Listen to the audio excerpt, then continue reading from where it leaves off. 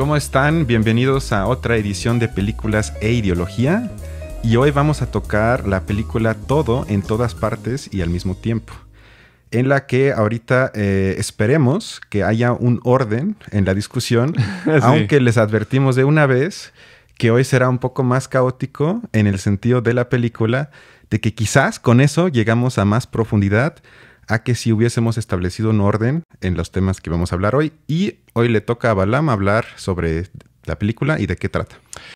Es una tarea complicada porque la película es un embrollo gigante de cosas. Como lo dice el título, es todo en todas partes al mismo tiempo. Bueno, la película básicamente trata de la historia familiar de una familia inmigrante china que llegó a Estados Unidos y tiene una lavandería. Tiene problemas con el SAT de Estados Unidos, ¿no? De impuestos. Y básicamente la historia comienza en el momento en el que su esposo de la protagonista, que se llama Evelyn y su esposo se llama Wymont, su esposo se transforma o el cuerpo de su esposo es poseído por una conciencia de él mismo, pero de otra dimensión que trata de evitar un cataclismo de los multiuniversos, porque hay un personaje ultrapoderoso que tiene, digamos, capacidades de transformar a lo largo y ancho del universo, que se llama Jobu Tupaki, que más adelante en la película, spoilers, va a ser su hija de estos dos personajes, que se llama Lin. Y bueno, la película básicamente trata un poco del enfrentamiento entre la hija que quiere recuperar a la madre para mostrarle algo especial y la madre que va a tratar de ir entendiendo o comprendiendo la posición de su hija y pues al final todo se va a resolver de una buena manera, como vamos a ver, pero básicamente de eso trata la película. Y es de una casa productora que se llama 24, que nos ha traído, desde mi punto de vista, películas interesantes, como la del Faro. Y bueno, además es una película que toca el tema de la multidimensión, que no es de Marvel, porque prácticamente ellos son los únicos que han tratado como ese tema en pantalla, y esa es una propuesta como distinta, pero por ello mismo se vuelve un poco caótica a partir de cierto momento. Sí, que cada vez hay más cintas que tratan de por lo menos pensar la idea, que es una combinación entre filosofía y ciencia, de qué tal que existen otros universos y quizás hasta universos paralelos donde hay una versión de nosotros mismos. Eso, digamos, creo que es la idea inicial de la película y como ya bien dijiste, lo tratan de hacer de una forma un poco más irónica que las películas de Marvel, que se toman muy en serio, donde hay un malo que controla todos los universos y siempre hay un plan y siempre hay gente que tenemos que salvar. Y esta película, en un inicio, y ahorita vamos a ver si lo logra, en un inicio por lo menos, digamos, trata de cuestionar esa idea y jugar un poco con este tipo de preguntas hasta existenciales, ¿no? Sí, efectivamente. De hecho, es un tema que se va a presentar a lo largo de la película que en Marvel no se presenta tan claramente.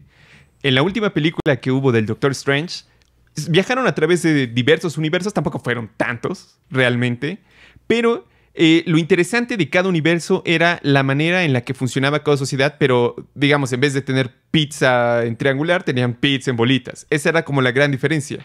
Mientras que en el caso de este multiuniverso, aparece una consecuencia distinta, que se meten con un tema que no se mete Marvel, que es la cuestión moral. Y es, yo creo que uno de los mayores temas, porque como la hija y muchos de los personajes pueden observar, a lo largo de las distintas dimensiones, a lo largo de los diversos universos, también van cambiando la moral. Hay un momento en el que la hija y la madre, Lin y Evelyn, están platicando y son piedras. Y en algún momento la hija le dice, oye, ¿por qué estás dándome consejos morales si solamente somos dos piedras en medio de la nada prácticamente? Entonces yo creo que ese es un elemento que se mete esta película que no era tocado por las de Marvel, donde aparentemente en todos los universos existía más o menos la misma moral o se ponían los mismos valores por encima, ¿no?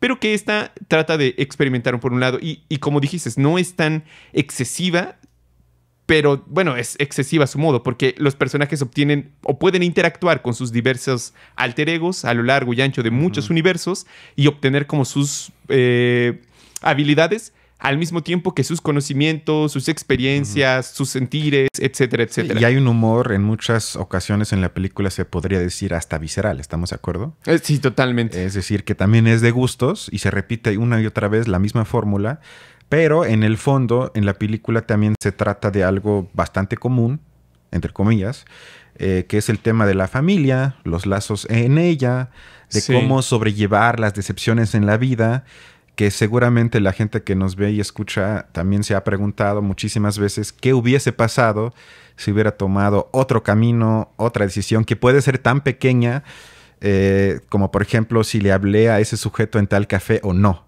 Eso puede abrir otro camino que sería en la película otro multiverso, otra opción y otra versión de mí, que en el fondo yo creo que también juega un poco con esta frase bastante neoliberal de que uno aspira a ser o debe de aspirar a ser la mejor versión de uno mismo, porque que yo sí le llamaría eslogan neoliberal en la película, se trata de ironizar o llevar hasta al absurdo cuando Evelyn le es contado o le es dicho de que ella es la elegida justamente por no ser buena en nada. Se cambia, digamos, la lógica que existe, por ejemplo, en la película de Matrix, que yo siento que en el subtexto de esta película se cita muchas veces la cinta de Matrix, donde Neo es el elegido porque es el mejor y el más fuerte, y en este caso Evelyn es la elegida porque ella no es buena en nada, es una inútil, se podría decir. Que yo creo que también es una forma sarcástica de deconstruir la ideología neoliberal de que todos tenemos que todo el tiempo ser las mejores versiones de nosotros mismos, ¿no? Efectivamente. De hecho, eso me recuerda un poco a una cita de un filósofo alemán del siglo XIX que se llamaba Schelling, bueno, finales del XVIII, principios del XIX, que para él justamente pensar que estamos en el mejor de los mundos posibles es un problema ético. Porque si estamos en el mejor de los mundos posibles, es decir, no hay nada que pueda ser mejor, significa que tenemos que aceptar muchas de las desgracias que existen hoy en día y que de alguna manera no tienen solución o no tienen otra posibilidad de ser, porque estamos en el mejor de los mundos posibles y por eso tenemos que estar agradecidos. Para Schelling esto era un problema ético porque impedía la mejora. A él le preocupaba la mejora moral, pero hoy en día nosotros también pudiéramos preocuparnos por la mejora material. Sin embargo, esta filosofía de el mejor de los mundos posibles, hasta cierto punto, es una ideología profundamente capitalista, porque lo hemos escuchado varias veces, es un argumento en general que ocupan los capitalistas o los liberales, de que el capitalismo ha sido el sistema que más beneficios ha traído a la humanidad. Y como dijo, ¿te acuerdas este personaje con el que debatió Zizek?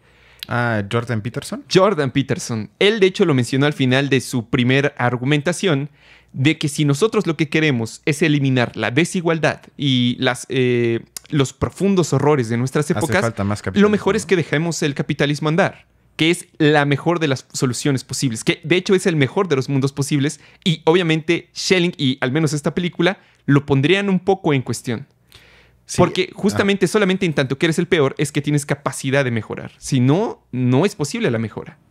Sí, esto ya nos acerca a sí hay que decirlo, por lo menos preguntas filosóficamente hablando profundas que se tocan en la película. ¿Con qué tanta profundidad sería parte de otro video? Pero digamos que se toca lo que en filosofía se llamaría una especie de redes o conexiones existenciales, que muchas veces también son llamadas en la filosofía acontecimientos, que se cristalizan en el sentido de que pueden crear nuevas formas de existencia, es decir, nuevas formas de ser, entendido como Sein, un poco como diría Hegel o Heidegger, y que pueden surgir, o quizás, como diría la filosofía posmoderna, si no surgen, se quedan, entre comillas, en algo que se podría denominar virtualidad, o sea, nada más como idea, como quizás posibilidad, pero no se cristalizan en el ser. Y que además también se me hizo interesante que en la película se plantea la idea de que en todas nuestras decisiones en la actualidad, de alguna forma sigue presente todo el tiempo la sombra del pasado. De alguna forma nos encontramos todo el tiempo atormentados o perseguidos por las decisiones que hemos tomado o no hemos tomado. Y que esto todo el tiempo nos lleva a literalmente conflictos existenciales, pero que todo el tiempo hay una conexión del pasado con nuestro presente. Eso también yo creo que estuvo interesante en la película. Sin duda.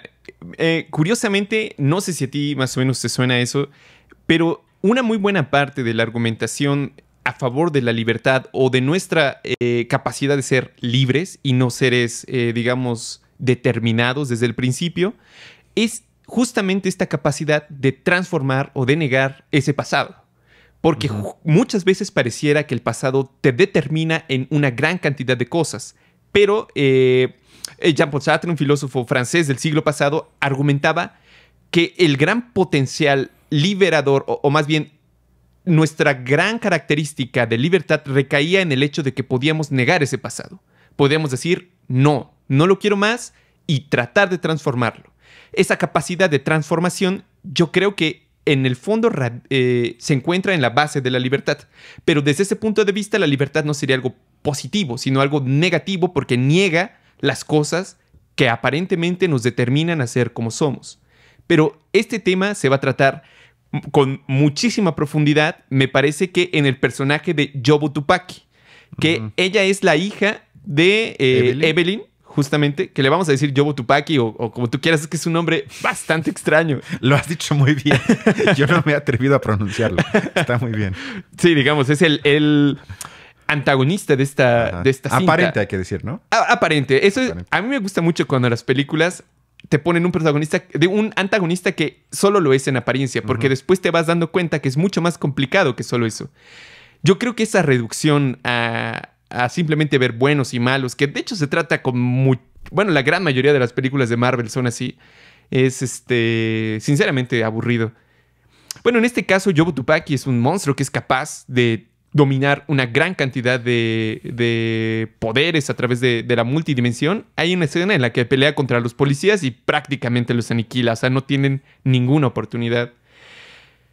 La tragedia de Tupaki es que al poder experimentar tantos multiuniversos, es decir, tantas posibilidades de ser y, como lo dijimos en un principio, también muchas otras posibilidades de moral, surge una consecuencia inevitable, que es decir, si la moral cambia en cada uno de los universos o lo que es bueno es muy distinto entre cada uno de ellos, significa que no hay algo bueno objetivamente hablando.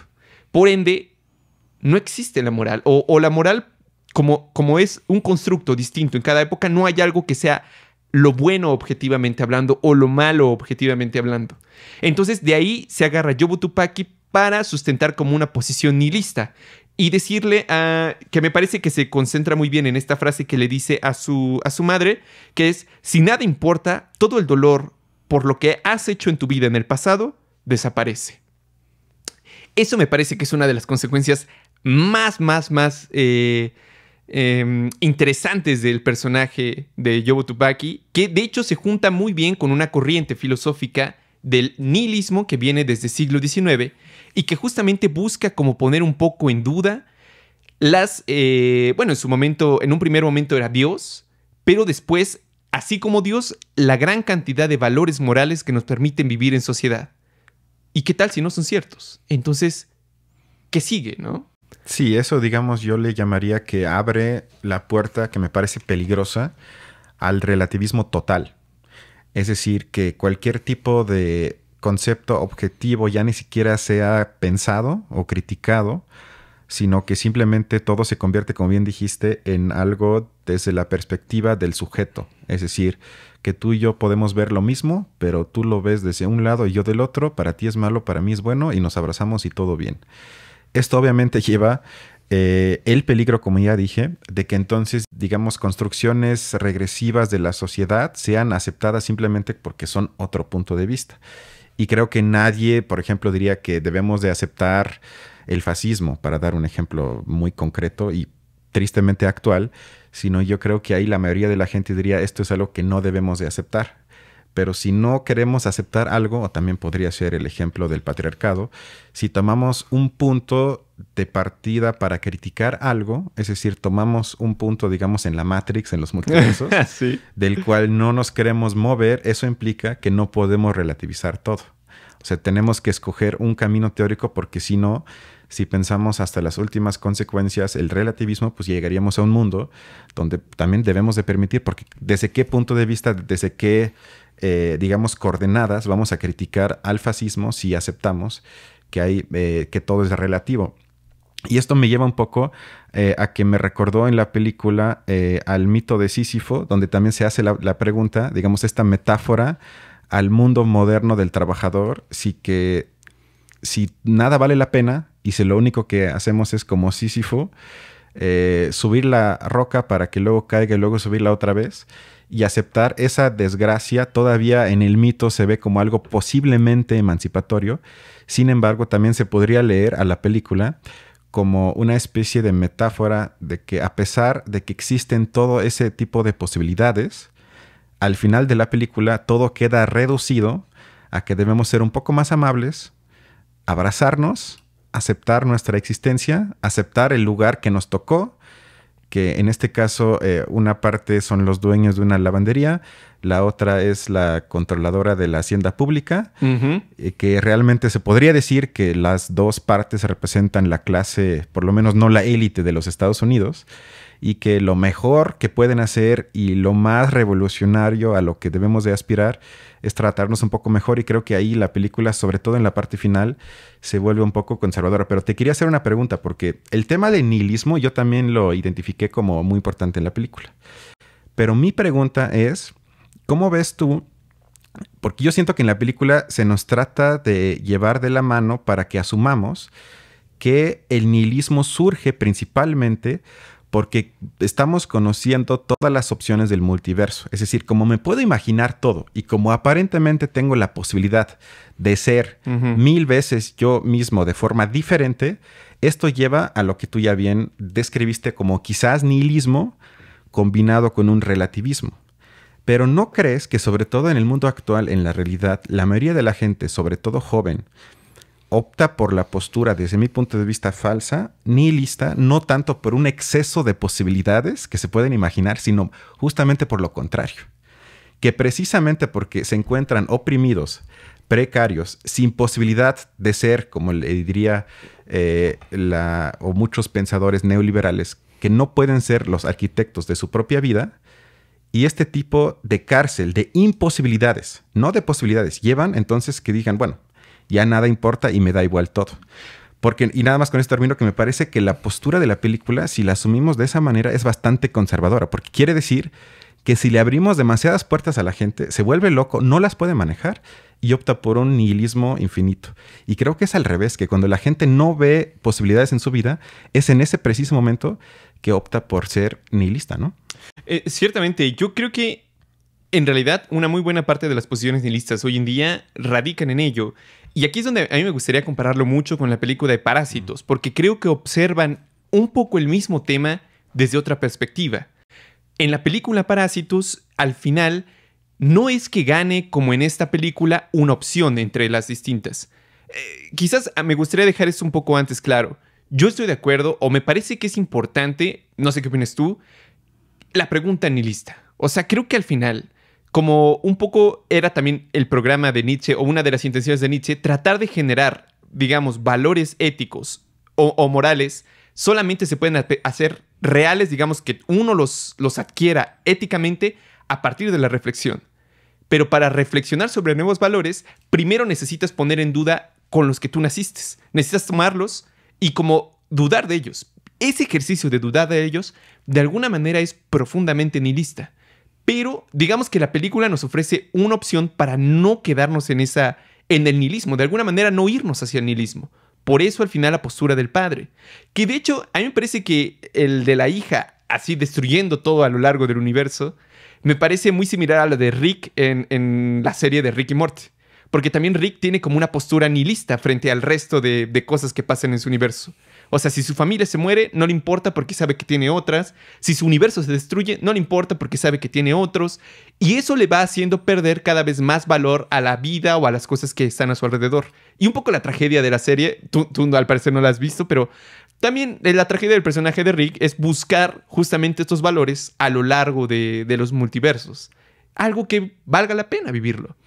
Este tema yo creo que, como lo había comentado, también se trata mucho en Parásitos, Pero voy a resumir la postura en esta película del esposo de Wymont, que él en algún momento dice lo siguiente: cuando escojo ver el lado bueno de las cosas, no estoy siendo ingenuo. Es decir, frente al nihilismo, él sí elige, y elige ver el lado bueno de las cosas. Dice, es estratégico y necesario. Es como he aprendido a sobrevivir a través de todo.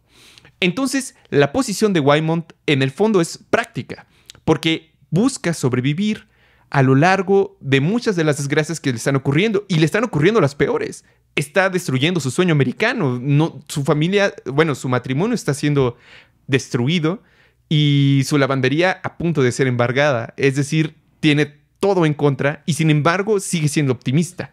Elige ser optimista porque elige porque es una cuestión práctica, es necesario, lo acaba de decir. No es que haya un fundamento más allá de este mundo o no basa su fundamento o su optimismo en Dios, sino que él lo que dice es que es necesario esta postura para seguir sobreviviendo. Pudiéramos interpretar que en el fondo su último recurso es la vida, pero quiere sobrevivirla bien. Y eso es lo que lo vuelve conservador, como tú habías comentado, porque se está conformando con esa forma de existencia que al final le ve el lado bueno. Y de hecho se contrasta bastante porque en algún momento, en otro universo, donde ninguno de los dos se conocieron, ni Evelyn a Wymont, ni Wymont a Evelyn, los dos son exitosos a su modo. Y sin embargo, al final, deciden estar juntos. Es decir, el éxito importa menos que el amor en este caso. El amor heterosexual, por cierto. Y en el caso de Parásitos, en una escena en la que la casa, o bueno, su casa, que es pésima, en un barrio muy pobre, queda totalmente inundada, y están el padre y la hija en la lluvia después de todos los acontecimientos tan catastróficos. Y entonces la hija dice, yo ya no quiero seguir. O sea, ya no tengo como opciones para seguir. A diferencia del otro, que eran demasiadas opciones, en este caso el de la hija representa un poco más nuestra tragedia, porque ya no habían opciones. Es decir, ni trabajo, ni siquiera vida legal, libre. Entonces su padre le dice, ¿qué sigue? ¿Cuál es el siguiente plan? Le preguntan al padre y el padre le dice, no hay planes. O sea, no me preguntes. Yo solamente sigo así, porque si no planeas, no fracasas. Y eso te permite de alguna manera sobrevivir. Son como dos posiciones, solo que la de esta película, la posición del padre es práctica y busca seguir optimistamente. Mientras que en la de Parásitos está como el peso del mundo es tan grande que decide dejarlo. No hay nada por qué pelear, es pasivo y sigue existiendo de alguna manera. Es trágico. Sí, sobre todo porque la temática del capitalismo y la desigualdad de clases se trata de manera magistral en Parásitos, mientras en todas partes al mismo tiempo, únicamente se deja entrever en la escena que, si bien regresamos una y otra vez a la escena que ella entra a la hacienda pública, tienen que presentar sus facturas, y donde es criticada y casi denunciada por la trabajadora pública porque mete facturas de todo tipo para ahorrarse un poco de impuestos, que ahí se deja entrever la vida de la clase trabajadora, que tiene que ahorrar y que todo el tiempo está en conflicto con el pago de impuestos. Mientras sabemos tú y yo muy bien que entre más poder y más dinero tenga uno, eso de pagar impuestos muchas veces es mucho más fácil de evadir cuando te tocaría pagar muchísimo más. Y en este caso hablamos, creo que de una máquina de karaoke, algo así. Sí, que quería algo totalmente ridículo, pero que para ella casi lleva al hecho de que tenga que cerrar su pequeño negocio. Pero es casi la única escena que yo recuerdo en la película donde se abre la temática del poder económico y la desigualdad de clases. Y hacemos todo el viaje, que ya espero que hayamos abordado, aunque sea de manera mínima, en la película, para regresar al final a lo mismo y que, como bien dijiste, los sujetos tengan que aceptar de la manera, yo le llamaría, menos negativa posible su lugar en el mundo, y donde la mamá entonces acepta que su hija es homosexual. La trabajadora pública acepta que pues ellos tienen un pequeño business ahí que no le quiere tumbar y que hacen la fiesta al final y todos felices. Y esto sí me parece que, a pesar de que raya preguntas filosóficas muy interesantes, en la forma me parece diferente, pero en el fondo y en el guión me parece al final, si tengo que ser honesto, bastante ordinaria. Sí, a mí también me lo parece al final. Creo que hubiera estado genial que todo se destruyera en esa dona cósmica gigante. Por lo menos algo, o sea, exactamente. O sea, eres profundamente creativo en la forma, pero en el guión parece luego una película romántica de los 90s y no entiendo exactamente por qué ahí ¿por qué ahí no se atrevieron a salirse un poco de lo establecido? Ahí siento que no se atrevieron. Sí, totalmente. A mí me parecía que este tema del nihilismo daba para bastante. Me recuerda mucho, ¿sabes?, a la obra de Dostoyevsky, Crimen y Castigo, donde Raskolnikov, el personaje, en algún momento menciona algo así como, justamente en relación a la moral, como que la moral ha sido construida o es el constructo de los hombres ordinarios para detener a los grandes espíritus, porque todo gran espíritu como Napoleón Bonaparte, todo César, ha tenido que cometer un crimen contra la moral para ser grandes como lo fueron. Tuvieron que matar si era necesario, pero digamos que su grandeza se lo exigía. Y eso a Raskolnikov como que lo motivaba a seguir adelante o motivaba su nihilismo. Después es un choque tremendo porque lo hace y surge el problema de la culpa. Hubiera sido muy interesante que el personaje hubiera tenido culpa. Eso hubiera sido totalmente... Pero parece ser que lo pudo obviar por las grandes experiencias que tuvo a lo largo de los multiuniversos. Sí. Igual creo que ahí hubo un tema que se dejó. Lo que al final importa, como ya lo dijimos, es comunidad y un poco de amabilidad con nuestros seres queridos y ya. De hecho, la amabilidad es lo que lo resuelve. Que es una postura bastante conservadora porque es el problema de la tolerancia. De que las condiciones son terribles. O sea, su sueño americano se estaba destruyendo. Y la posición que él obtuvo, que es la de ser tolerante con este mundo, es la que al final triunfó, por así decirlo. Pero esa tolerancia es de repente es terrible, ¿no? Como decía Zizek, al final cuando toleras algo es porque quieres que siga ahí, que se mantengan las cosas. A pesar de que eso que te molesta sigue ahí, no haces nada para cambiarlo. Lo toleras. Y yo creo que en ese sentido sí hace falta más intolerancia con respecto a esos temas, ¿no? Sí, yo creo que la película sigue lo que Marcuse llamaba tolerancia represiva. ¿Por qué? Porque en el fondo perpetúa las relaciones de poder. Y es lo mismo que tú ahorita dijiste. O sea, es decir, por ejemplo, por nuestra tolerancia hacia los empresarios, por ejemplo. Somos tolerantes a que paguen políticos, a que fomenten la corrupción, a que se adueñen de manera corrupta de empresas estatales, etcétera, etcétera, etcétera, que permitimos que a través de lo políticamente correcto, del lenguaje y todo, nos respetemos y todo. De alguna forma, primero lo hacemos menos visible, porque tratamos de nivelar lo desigual únicamente a través del lenguaje, que obviamente no va viceversa, y que también en el fondo me parece que todo el tiempo reforzamos la desigualdad y la opresión material, que me parece que es la más fuerte y la que se debe de cambiar para que luego cambie la opresión a nivel simbólico, es decir, a nivel de cómo hablamos, y no al revés. Y me parece que entonces la película en todo caso se preocupa por la tolerancia simbólica o por la tolerancia moral, porque también me parece que cuando citas a Nietzsche, yo sé que tú no, pero también viajar por los universos en búsqueda de la moral también me parece un viaje profundamente conservador. Como si el problema de hoy, excepto para los panistas, sea que ya no hay valores y que ya no hay moral. Me parece, ahí sí soy demasiado marxista, de que es al revés, de que mientras no hablemos de capitalismo, no hablemos de moral. Ciertamente. Ciertamente. Recuerdo una frase creo que es de Lacan, respondiendo un poco a esta de si Dios ha muerto, entonces todo está permitido. Y Lacan llega y dice, no, aguas. Si Dios está muerto, ya no existe, entonces todo está prohibido. Hay que tener un chingo de cuidado con todo, porque somos responsables de todo, Sí. Pero bueno, eso sería todo por hoy, ¿no? Efectivamente, creo que agotamos la película. Una película bastante confusa en términos de narrativa, pero como acaban de ver, en términos ideológicos... Que sí la recomendamos, ¿no? Para verla una vez sí vale la pena, ¿no? Sí, yo creo que sí vale... Al menos más que los multiuniversos de Marvel, puede ser. Sí, y eso sería todo y nos vemos entonces el siguiente domingo, ¿no? Así es, efectivamente. Perfecto, cuídense Hasta mucho. luego. Hasta luego.